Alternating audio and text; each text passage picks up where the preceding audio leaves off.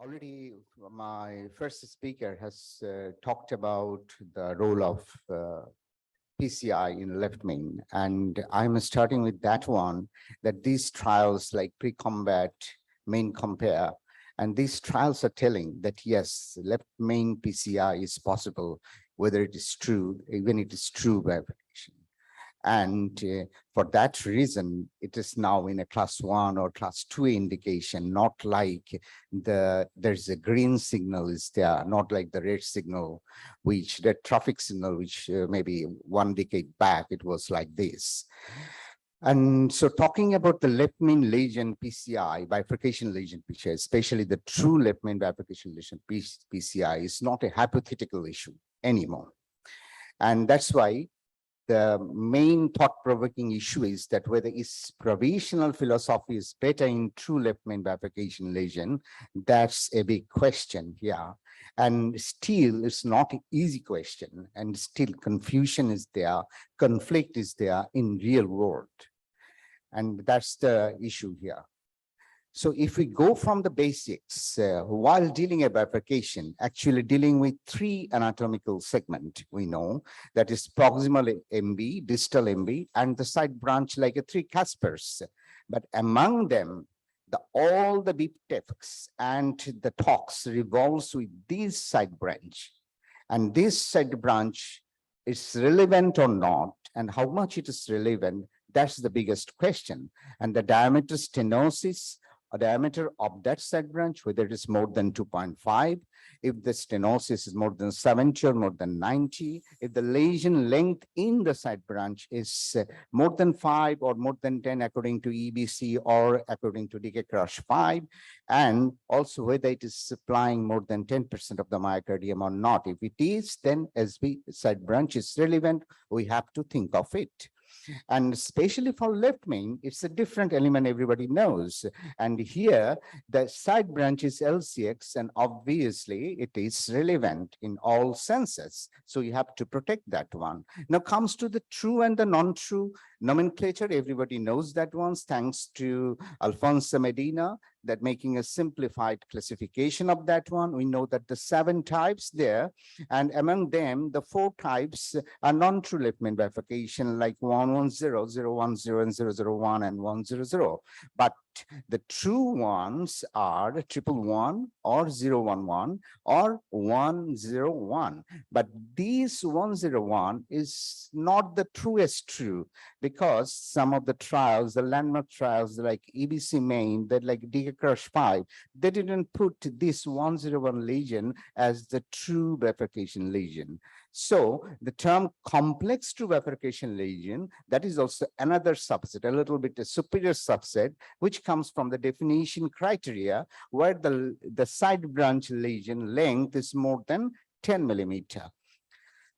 Now comes to the strategy of the true and complex true bifurcation PCI. What is the strategy? That is also everybody knows there. Consensus is there from the EBC 16 part 1 and part 2. If you read that, everybody has read already, but differences of opinion is there too. In a nutshell, 2 strategies we know, that the stepwise layered provisional strategy, usually with a single stent strategy, but may end up with a bailout 2 stent strategy. And there is a systematic upfront 2 stent strategy, especially by the T or tap, crush, and pull-out technique. What is provisional philosophy in details? Because that is, it's a philosophy. So what is it? It is actually like you will go for a main branch stenting, and then we'll go for a pot. It is done, maybe. Or we can go for a kissing balloon inflation and a report, and then it is finished, or may not be. You may need, when you see that the SB has suboptimal flow, then you have to go for a bailout stenting. That is the provisional philosophy. Among the 2 stent strategies, even for the true bifurcation lesion, either left main or non-left main, stepwise layered provisional strategy proved to be so far superior in terms of TLR. Is provisional philosophy better? If you see this meta-analysis, not only the individual trials, like 12 10 observational studies and 2 RCTs, they have shown, yeah, in terms of especially not in these factors like mortality or MI or stent thrombosis, but in terms of TLR, yes, the provisional is better. But in real world, for the complex true bifurcation lesions of left main have some alternative verdicts also, especially after contemporary 2 trials like EBC main and decay crush 5, giving some 2 conflicting results. Yeah. So what about EBC main and decay crush and the comparisons? EBC main and decay crush, EBC main is telling, yes, provisional is better in terms of though statistic numerically, it is better. And in case of decay crush, which has included the complex true left main bifurcations, and there they have shown that upfront 2-stent strategy is better than the provisional strategy here. And the hard talk is here is that in ABC main, the simpler lesions where syntax score is exactly 23, but here in decay crush 5, it is 31, more complex lesions in there. SB lesion length was exactly 7 millimeter, but there it is 16 millimeter. And also the bailout, interesting thing is the bailout 2-stent in provisional philosophy in EBC main was about 22%. And also when they have done the upfront 2-stent strategy in EBC main, they have used culotta stenting technique about 53% and 5% only decay crush. But in case of decay crush, it was 100% decay crush techniques there. So interestingly, in these facts, if we go for the definition 2 study there, 2-stent is better, they are telling, when in a left main and non-left main true complex bifurcation, 2-stent is better. Not only that one, when they have compared it with the provisional one, when the provisional has turned into a 2-stent strategy or bailout 2-stent strategy, they have shown that the TLR is higher when in provisional philosophy you are going for a bailout 2-stent strategy. So why we will go for the bailout stenting rather than upfront 2-stent strategy? So that question is also there. So debate and confusion for provisional for all true left main bifurcations there, and a few inside minute technical questions also remaining, and which is evolving in these debates. And these are side branch opening, because in EBC main, all the cases in provisional has got the kissing balloon inflation in provisional and followed by finishing the case. So why it is that much important, especially in left main? Yes, there are some reasons behind, because you don't need a fenestrated restenosis, and the floating stent starts in the left main, so you can go for a KBI. Yes, it causes some optimal flow in the side branch at that time, even in true bifurcation lesion. But the Nordic 3 and the Cobis 1 is telling this KBI is not necessary even, because it doesn't give any important results there. And again, another question is in provisional philosophy is that where is the true left main bifurcation, there is a plaque shift and versus carina shift. Sometimes it looks more, but it's not really more, but sometimes really the plaque shifting is there. And that one has also been tested, and it has been shown that rather than carina shifting, plaque shifting is much more dangerous. And if that is the in true left main bifurcation, you should treat. There is no specific clear most criteria yet. Some consensus reports are there, and these are the angiographic, imaging, and the physiology-based criteria, which you can use whether you will intervene the side branch or not. A role of imaging and philosophy, which Dr. Fine, the previous lecturers has all told already, that FAME 2 and FAME, but future and the Flower MI trial didn't provide that physiology is very much important.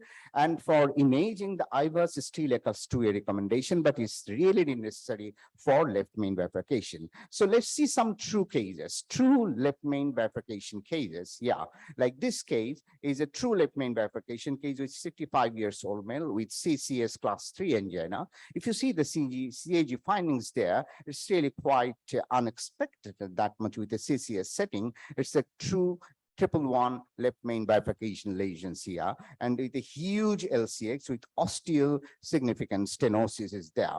So we have to deal with a 111 left main bifurcation lesion, and whether I will go for a make it simple, like a KISS principle we will use here, or we will go for an upfront two-stent strategy here. So I have better, the vessel bed preparation was there. Mentally, I have decided to go for a provisional strategy for this case, did IVUS, and then we did the MB stenting, the proximal distal stenting there, and the meticulous part. And what we have seen here, that the LCX ostium is not looking good. We have done an IVUS for the ostium angiographically also. Plaque shift or carina shift is there also. Did KBI for side branch opening, and then did the FFR. And then we have seen the final result is really, really comforting. So we didn't go for the bailout stenting even for this case. But if this case you go for it, it's the severe calcification, which my previous lecture has shown somewhere, whether KBI is necessary or not for this case in a 75 years old patient. If you see angiographically, it's a 111 bifurcation lesions, and the calcification, if you see here, it's really, really too much calcified and severely calcified, no way to proceed without an imaging. We did the image, we have seen the lots of huge calcifications there, and we did the IVL here, because that's the simpler way to tackle this one. Applied provisional philosophy here for the MB stenting, and followed by a pot. And after the pot, we did the IVUS again, the LCX ostium, and the Timitri flow in LCX was good there.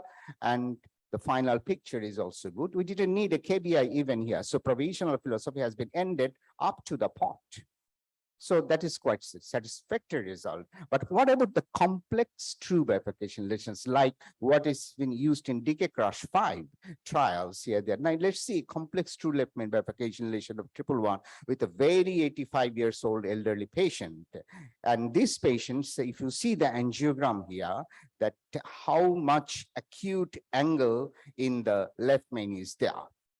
You see that LCX ostium is so much, angle is so bizarre that you can't lose that LCX, or you can't wait for a provisional philosophy there. We have to go for a, and it's a long lesion in the LCX also, starting from the ostium up to the principal vein branch. So it's a long lesions there. So upfront to stent strategy here much better. So we have gone for the upfront to stent strategy, and obviously the side branch first, and that means the decay crush. So we did the IVUS, and we did all the necessary procedures and steps for crush techniques here.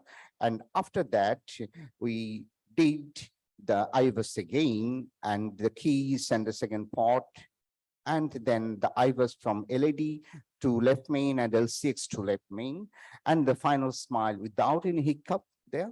And the patient went back home and started walking there. Now comes whether this provisional or upfront to stent, we can make it shorter, like possible future directions in true bifurcation lesions.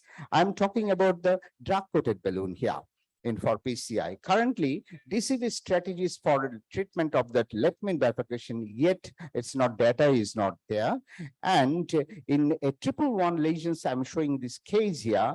This case, it's very interesting. It's a huge ISR there, and it's a 111 lesion. And this true left main bifurcation lesions has NC ballooning adequately done. And after that, rather than NC ballooning, we have put the DCB in the side branch and in the NC ballooning in the main branch. And then I was done, and the final peak is good. So I want to wrap up in that way that all true left main bifurcations, all the time, the provisional philosophy is not applicable all the time. Bailout to stent strategies also you have to keep in mind, and sometimes upfront to stent is that better than the provisional, especially for the true left main bifurcation lesions. And the future also lies on the drug-coated balloon for the side branch, maybe if data provide that supports. Thank you very much for your patience hearing.